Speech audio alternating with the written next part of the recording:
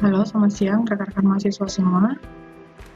Tidak terasa kita memasuki pertemuan yang ke-12, di mana pertemuan ini masih membahas tentang bagaimana pengontrolan material dan logistik pada inventory kita. Nah, topik pada minggu ini adalah bagaimana kita melakukan analisis terhadap penggunaan material, kemudian bagaimana kita melakukan pemesanan material kembali, dan beberapa hal yang terkait tentang inventory control. Nah, seperti yang kita tahu bahwa inventory control itu adalah stok yang ada pada store kita, yang sedemikian rupa kita pertimbangkan sehingga materialnya dapat dibutuhkan dan disiapkan kapanpun dan dimanapun. Nah, inventory atau persediaan itu sendiri juga harus kita kontrol agar dapat menghasilkan sesuatu yang efektif dan efisien sesuai dengan kebutuhan dari konsumennya. Kemudian kita juga dapat membuat yang namanya perencanaan antara aktual demand yang sudah ada bagi material-material kita. Nah, pada kenyataannya inventory control itu sulit untuk dilakukan. Namun, bagaimana cara kita melakukan pengoptimalan terhadap material kita, perlu dilakukan yang namanya analisis kapan dan seberapa banyak kita akan melakukan order dari material-material yang kita gunakan, yang kita pakai di tempat proses produksi atau di tempat-tempat jasa-jasa lainnya. Nah, inventory itu sendiri diperlukan dalam beberapa hal dan kondisi, seperti halnya misalnya adanya kondisi yang fluktuatif, di mana akan ada tiba-tiba konsumen yang akan membutuhkan material kita. Yang kedua adalah seasonable. Seasonable itu adalah situasi di mana ada musim, di mana konsumen ingin membeli pada saat-saat tertentu. Nah, alasan lain kenapa perlu adanya inventory adalah metode lot sizing kita, di mana ketika kita membutuhkan material yang cukup sedikit atau cukup banyak, kita masih bisa mengcovernya dengan inventory yang kita miliki. Alasan yang lain kenapa perlu adanya inventory adalah isu kualitas dalam tempat produksi, dan alasan lain adalah transportasi, waktu yang ditempuh ketika memproduksi atau memesan order dari vendor atau tempat yang lain. Makanya kenapa kita perlu yang namanya inventory. Nah, bagaimana caranya kita menganalisis seberapa banyak dan kapan kita melakukan order? Kita akan menggunakan metode ABC atau menggunakan metode FAT. Metode analisis ABC itu merupakan metode yang beririsan dengan metode Pareto, di mana Pareto ini adalah menganalisis 80% penyebab masalah yang diakibatkan yang dibentuk oleh 20% penyebab. Jadi 80% masalah yang dibentuk oleh 20% penyebab. Jadi kita bisa melihat dengan menggunakan metode histogram diagram. Histogram analisis itu yang seperti ini. Jadi kalau kita ada histogram seperti ini, histogram ini kita akan ada misalnya isu cacat biasanya kalau menggunakan metode Pareto. Tapi kalau yang namanya menggunakan inventory, kita lihat misalnya ada produk A atau material B atau material C. Berapa persen penggunaannya? Misalnya ini penggunaannya adalah 70%, ini penggunaannya 20%, ini penggunaannya 10%. Nah, dengan model datanya akan seperti ini. Ini data menunjukkan persentase, dan ini menunjukkan kuantiti.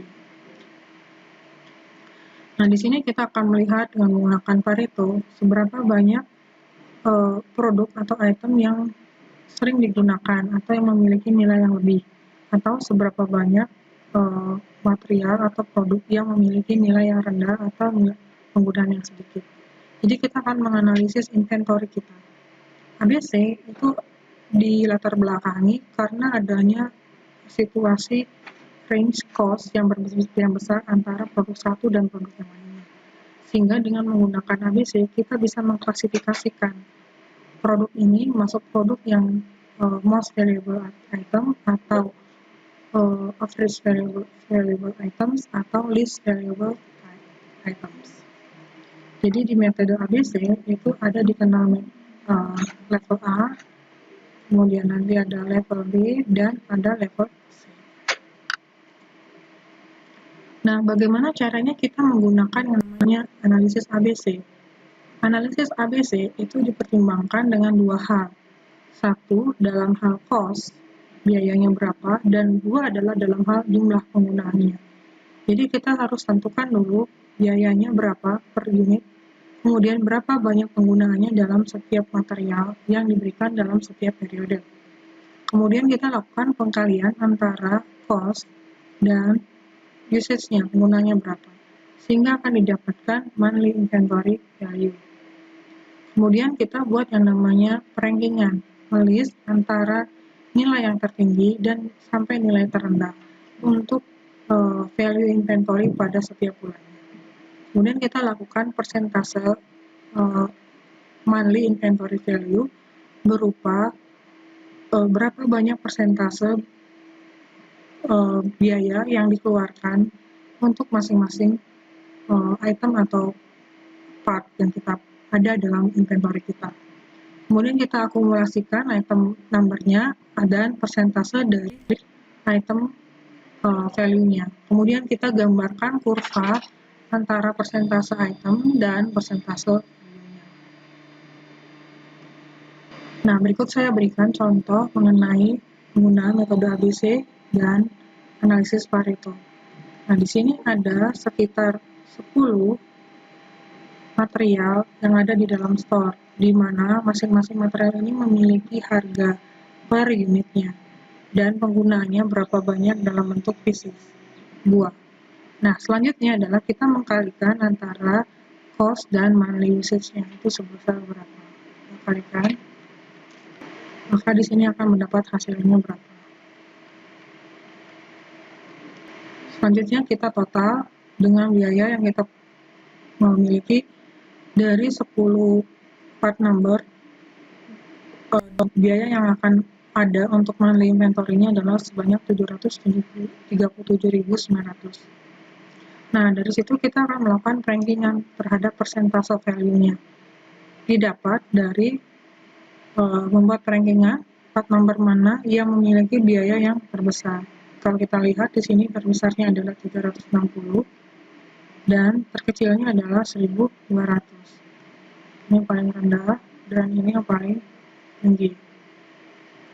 Nah, kemudian di situ kita lakukan yang namanya akumulatif percentage inventory value.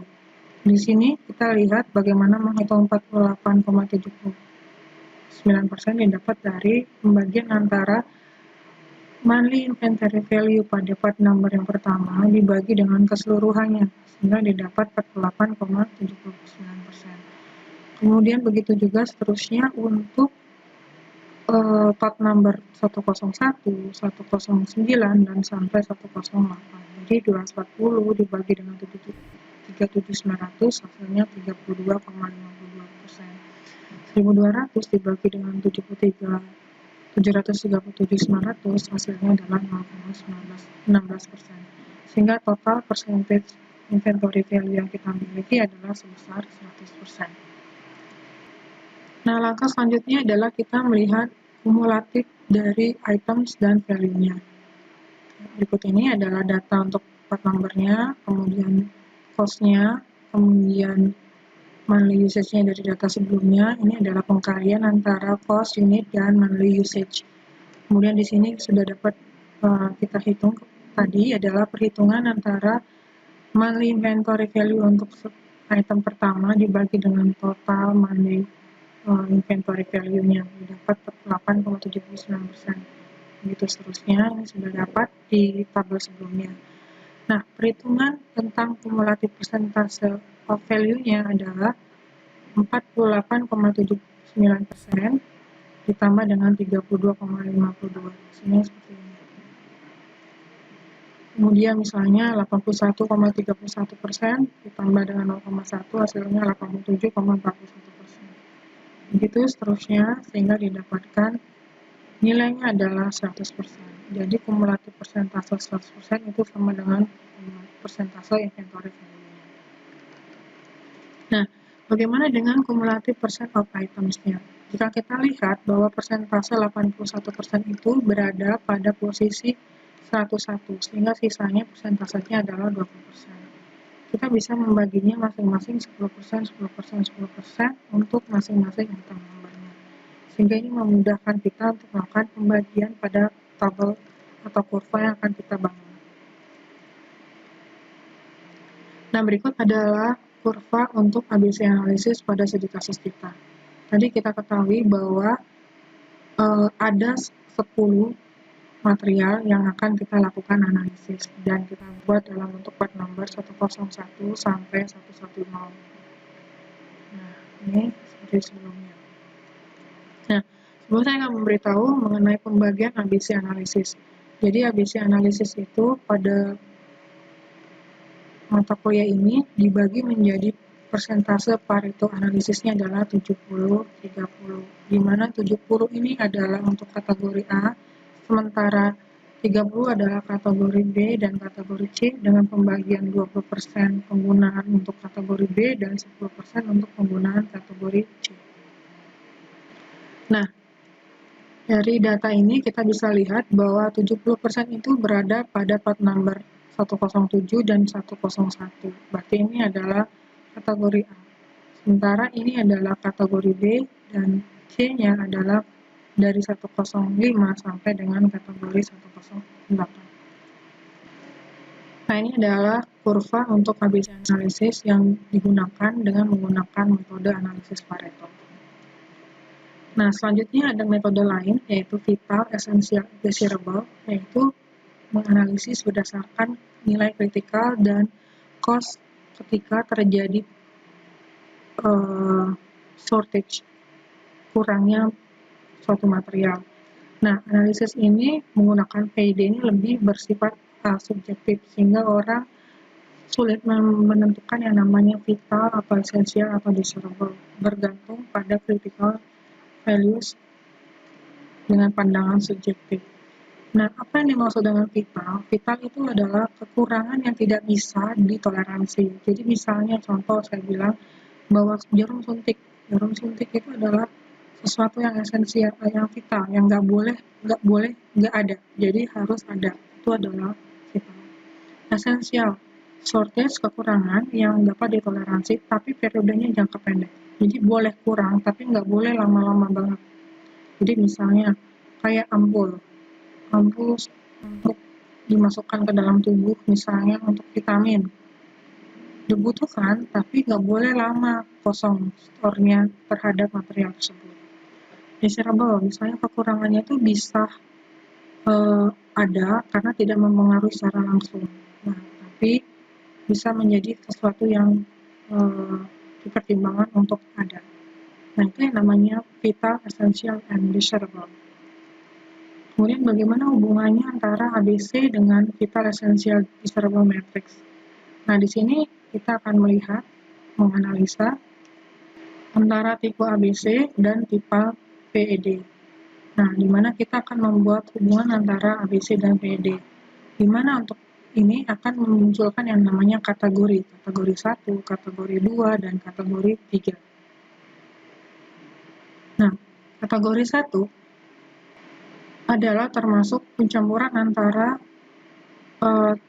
tipe A dengan vital, esensial, dan desirable. Dikatakan kategori 1 kalau material memang betul-betul harus dikontrol dan dimonitoring. Jadi saya bilang tadi contohnya jarum suntik itu harus betul-betul ada, atau infus betul-betul ada untuk dikontrol dan dimonitoring kekurangan dan persediaannya. Kemudian kategori 2 juga dihubungkan antara vital, esensial, dan desirable di V, BE, dan BD, di mana kategori 2 ini adalah rata-rata bisa dikontrol, harus perlu ya moderate untuk dikontrol.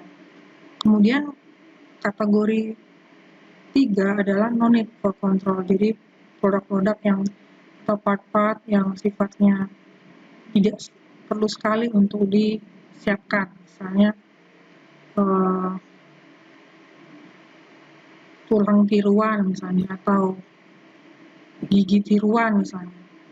Itu tidak perlu dikontrol sekali di dalam rumah sakit karena misalnya itu saat dibutuhkan oleh konsumen baru diciptakan. Itu mungkin no need for control. Jadi itulah pembagian dan matriks antara metode ABC dan VED. Nah, persentasenya itu sama, jadi metode ABC dan VED itu untuk kategori 1 itu 70%, kategori 2 itu 20%, dan kategori 3 itu 10%.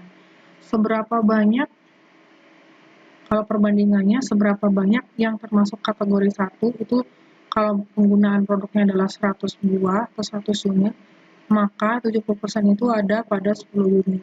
Kalau misalnya dia di 20%, maka penggunaannya adalah 20 unit, dan 10% itu maka penggunaannya adalah 70 unit. Jadi kalau ini diilustrasikan dalam bentuk 100 unit misalnya. Bisa jadi dalam bentuk yang lebih 1000, misalnya ini adalah 100 unit, ini 200 unit, dan ini 700 unit. Jadi biasanya untuk kategori A, itemnya itu lebih sedikit dibandingkan dengan kategori B dan kategori C.